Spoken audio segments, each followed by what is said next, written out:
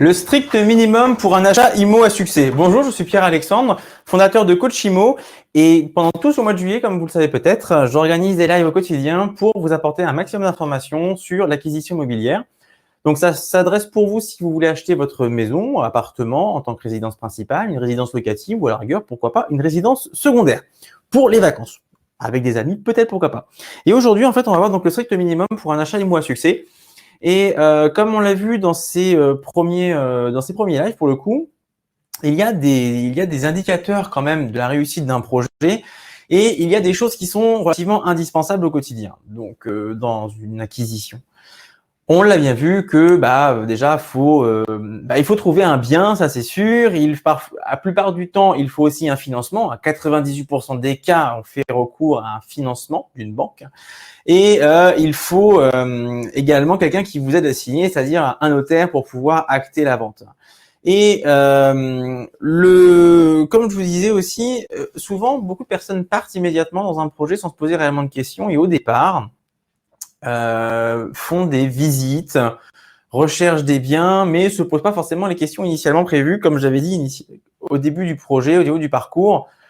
90% des personnes commencent à visiter virtuellement sur Internet, alors que 10% des personnes, en fin de compte, vont directement en agence pour commencer à chercher. Donc, ça montre bien que d'abord, on se décide à aller voir ce qu'il y a sur le marché avant de se poser réellement beaucoup de questions. Et le strict minimum d'une acquisition à succès aujourd'hui, il réside dans le fait de se préparer sur son projet et que si on part directement à l'aventure comme ça, juste avec une corde et un couteau, ça peut forcément poser le trois petits soucis. Le strict minimum aujourd'hui, pour pouvoir débuter, c'est de préparer finalement son projet. Et dans le strict minimum, j'entends de savoir faire un point de ce que vous avez et de ce que vous voulez. Comme j'ai dit initialement, vous voulez partir d'un bien actuellement sans doute en location. Vous avez 70 mètres carrés, 2 chambres, un balcon, une terrasse, et vous voulez avoir au moins la même chose. Ça, ce sont les informations strict minimum pour commencer vos recherches. Ensuite, vous allez également avoir le budget. Et dans le strict minimum, ça reste aussi de faire une étude de votre budget. Donc, ça passe également par rendez-vous dans une banque. Donc, allez voir votre banquier avec qui vous avez l'habitude de converser. Vous allez le voir. Bonjour, je souhaite faire une acquisition. Le projet est pour dans 1 mois, 3 mois, 6 mois, 1 an. Je travaille à tel endroit. Vous voyez tous les mois mon bulletin de salaire qui est versé, tout ça.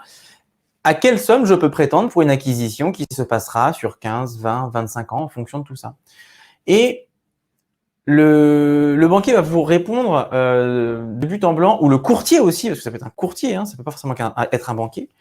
Le banquier ou le courtier va vous répondre en fin de compte en vous donnant une enveloppe. Et ça, pour moi, c'est le strict minimum avant de débuter un projet, parce que 80% des projets aujourd'hui débutent simplement en se disant ça j'ai vu, c'est sympa, ça rentrerait peut-être dans mon budget. Sauf que dans un projet comme ça aussi important, il n'y a pas de peut-être en fait. Il n'y a pas de peut-être, c'est ça rentre ou ça rentre pas.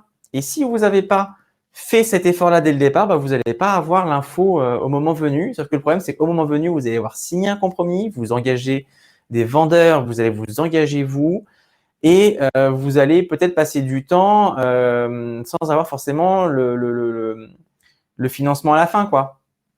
Donc ça, c'est embêtant. Sachant que, et c'est toujours pareil, et comme je le dis, il y a des choses à savoir pour que le financement soit le plus adéquat possible et également qu'il réponde à vos critères. C'est pas parce que vous avez vu un bien à 180 000 € qui rentre pas dans votre budget parce que votre budget c'est 170 que vous allez passer à côté de ce bien-là, parce qu'il y a des choses à savoir sur ce bien-ci, mais également sur votre financement au quotidien et tous les mois, qu'on peut peut-être optimiser un maximum pour que finalement votre budget de 170 passe à 180. Voilà. Donc ça, pour moi, c'est le strict minimum, c'est de se préparer. Se préparer au début directement sur votre projet. Donc voilà. Si vous voulez plus d'informations, notamment sur la préparation, sur la négociation, sur tous les aspects finalement de votre acquisition, là où vous allez pouvoir faire quand même beaucoup d'économies, et c'est sur des études de cas que j'ai réalisées aussi bien en tant qu'agent immobilier qu'en tant que courtier. Aujourd'hui, je m'occupe principalement du financement sur les projets. Vous allez avoir durant une heure de conférence que je vous offre pour le coup, en cliquant sur le lien, vous allez avoir toutes les informations nécessaires pour pouvoir débuter votre projet le mieux possible. Donc, je vous invite à cliquer sur le lien et on se retrouve durant cette conférence. Inscrivez-vous assez rapidement parce que le logiciel propose des places limitées. Donc là, c'est d'un point de vue technique, on ne peut pas faire autrement. Et sécurisez votre place le plus tôt possible. Une très bonne journée et sinon, je vous dis un bon week-end.